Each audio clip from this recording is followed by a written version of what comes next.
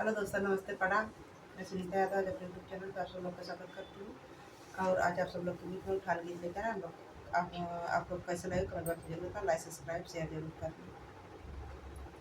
पलना पलना करैला लना आई गईली देखा बुआ चिनारी आई गईली देखा बुआ चिनार संगवा में लिहली लोहरवा बतार संगवा में लिहली लोहरवा बतार आई गईली देखा बुआ चिनारी आई गईली देखा बुआ चिनार सिकड़ी सिकड़ी करैला लनावा सिकड़ी सिकड़ी करैला लनावा आई गईली देखा नानी चिनार आई गईली देखा नानी चिनार संगवा में लिहली सोनरवा बतार संगवा में लिहली सोनरवा बतार आई गईली देखा नानी चिनार आई गईली देखा